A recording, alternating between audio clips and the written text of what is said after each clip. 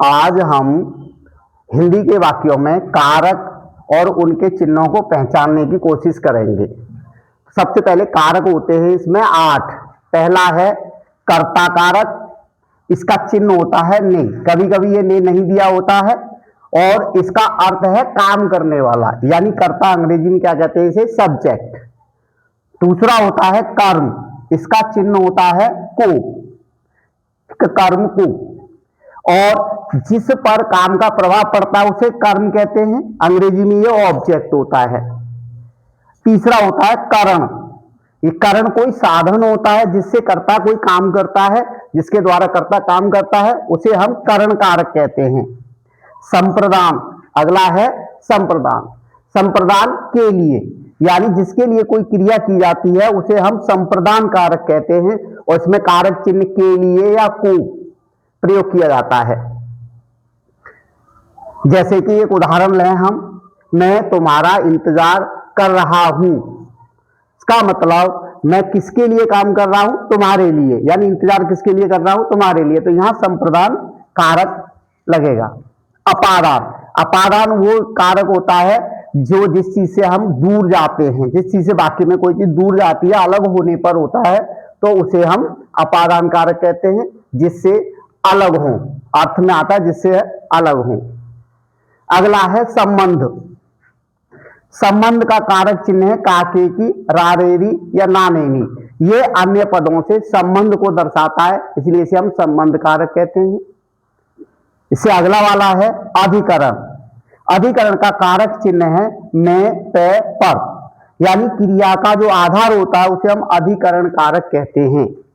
8वां है संबोधन। संबोधन में हे या अरे कारक चिन्ह आते हैं तो उसे हम समझते हैं ये संबोधन है। 8 कारक होते हैं। अब इनमें से हम ज्यादातर उदाहरण लेकर समझाएंगे। अब हम इन कारकों को उदाहरण लेकर के समझने की कोशिश करेंगे। पहला है राम ने, यहां काम करने वाला, मारने वाला कौन है, राम। इसमें कारक चिन्ह कौन सा प्रयोग हो रहा है, ने, कर्ता ने, तो राम क्या हो गया, कर्ता। अब को, रावण को, यानी को जो कारक चिन्ह है वो किसमें लग रहा है, कर्म में, तो ये क्या है, कर्म। कर्म का मतलब जिसका फल जिस शब्द पर पड़ता है वो क्या कहलाता है, कर्म। क्रिया का फल जिस पे पड़ता है, तो क्रिया का फल मारा किसको, रावण को, तो क्रिया का फल रावण पे पड़ रहा है, इसलिए इसको क्या बोलेंगे हम, कर्म। और इसका कारक चिन्ह है को। तलवार, किस साधन से मारा रावण को, वो ये साधन है तलवार से, तो से कहां आ रहा है, साधन से आ रहा है करण कारक में, इसे हम क्या करेंगे, इसे बोलेंगे हम करण। ये करण कारक होगा तलवार, क्यों, तलवार साधन से मारा इसलिए। अब कहां मारा, में, पे, पर, क्रिया का आधार क्या है, रणभूमि, इसे क्या बोलेंगे हम, अधिकरण। इसमें जो कारक चिन्ह है में लगा हुआ है, ये हो जाएगा आपके पास अधिकरण।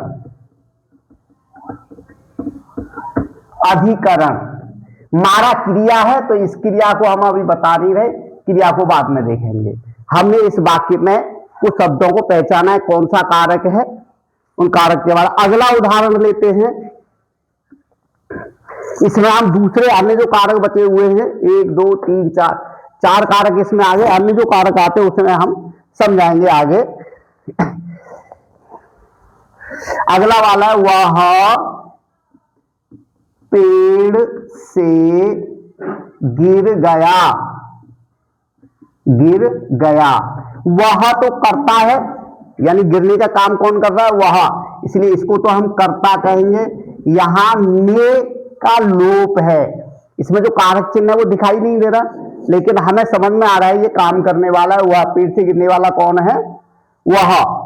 पेड़ से, यानी वह पेड़ से दूर हो रहा है, पेड़ से गिर रहा है, तो से, यानी कौन सा कारक आएगा, पेड़, अपादान, इसे बोलेंगे हम अपादान कारक। और गिर गया ये क्रिया है, इसे हम क्रिया ले लेंगे, तो क्रिया हमारे यहां है नहीं इसमें।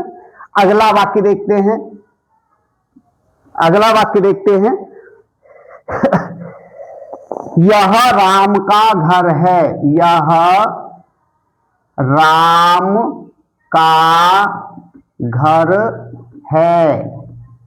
यहां राम का घर से क्या दर्शा रहा है? संबंध। तो राम को क्या बोलेंगे हम? संबंध कारक। इसे क्या बोलेंगे हम? ये संबंध कारक होगा, इसे हम संबंध कारक बोलेंगे। अगला वाक्य लेते हैं।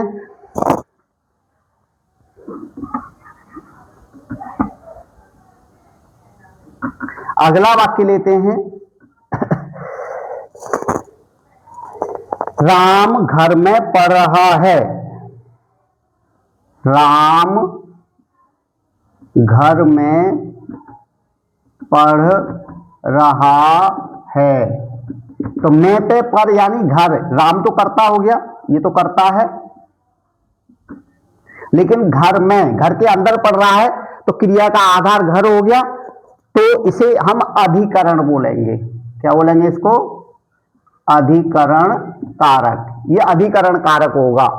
पादान बताई दिया, कितने कारक हो गए? 1 2 3 4 5 6 7।